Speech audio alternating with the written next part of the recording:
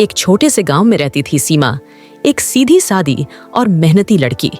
जल्द ही उसकी शादी हुई रवि नाम के लड़के से। रवि थोड़ा गुस्सैल था, हमेशा काम में टोकना, छोटी छोटी बातों पर झगड़ना उसकी आदत थी। सीमा सुबह से रात तक घर का सारा काम करती, खाना बनाना, साफ सफाई, कपड़े धोना। और जब भी कुछ अच्छा करने की कोशिश करती, रवि हमेशा कहता, तुमसे कुछ नहीं होगा, तुम बस घर का काम करो। पर सीमा हर बात चुपचाप सह लेती थी। उसे भरोसा था कि एक दिन सब अच्छा होगा। एक दिन अचानक रवि का एक्सीडेंट हो गया। वो कई दिनों तक बिस्तर पर पड़ा रहा। काम बंद हो गया और घर में पैसों की तंगी बढ़ती चली गई। एक रात सीमा की सास बोली, अब घर में राशन तक नहीं बचा, खाना कैसे बनेगा?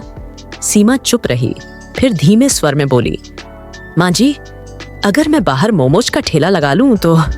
सास गुस्से में बोली, अरे पगली, इस बारिश में कौन तेरे मोमोज खरीदेगा?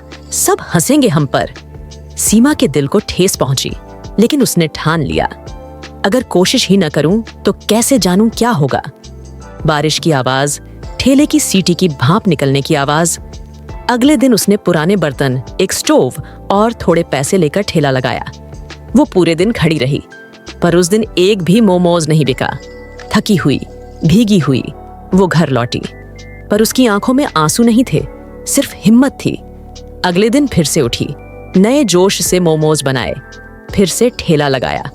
इस बार एक आदमी आया, उसने एक प्लेट मोमोज खाई और मुस्कुराकर बोला, भाभी, ये तो जिंदगी में खाया सबसे बढ़िया मोमोज है, मैं कल फिर आऊंगा। सीमा के चेहरे पर पहली बार सच्ची मुस्कान आई। उसके दिल को लगा जैसे भगवान ने उसकी मेहनत सुन ली हो।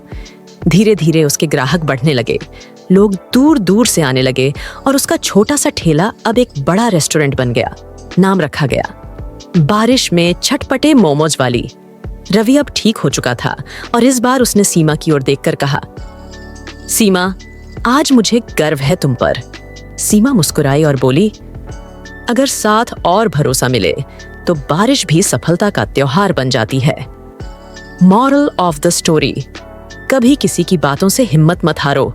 अगर दिल से मेहनत करो तो हालात भी झुक जाते हैं। मेहनत की बारिश से ही सफलता के फूल खिलते हैं।